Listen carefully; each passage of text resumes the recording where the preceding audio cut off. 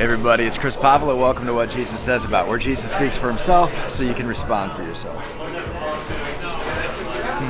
Delicious.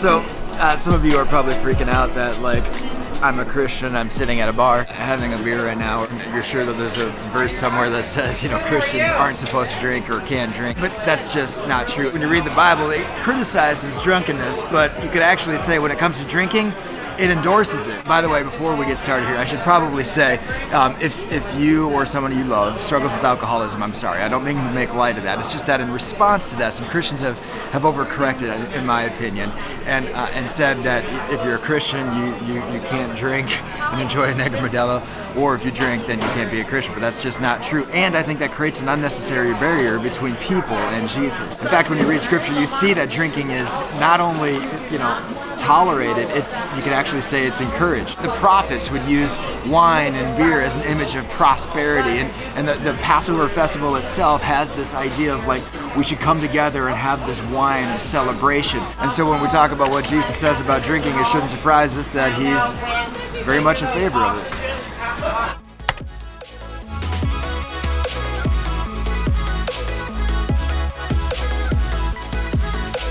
At the very beginning of his ministry, the very first miracle he does is he turns water into wine. And this is after a 3-day wedding party when they run out of wine. He's like, no, guys, I got you. At the very end of his ministry, he actually has this celebration with his followers, and he says, here, take and drink, and do this in remembrance of me.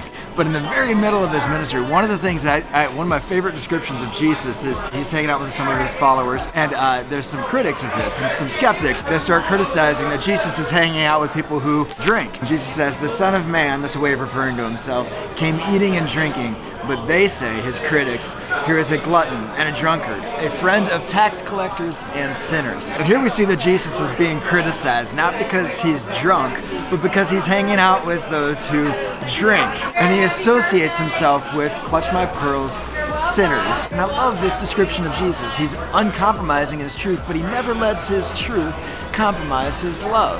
And that's a good thing for me because I'm one of the sinners that I think Jesus would hang out with. And I think that's a great compliment for me that I too, as a follower of Jesus, would be a friend of sinners. So what does Jesus say about drinking? He says, whether or not you drink, make sure you're friends with those who do. Cheers.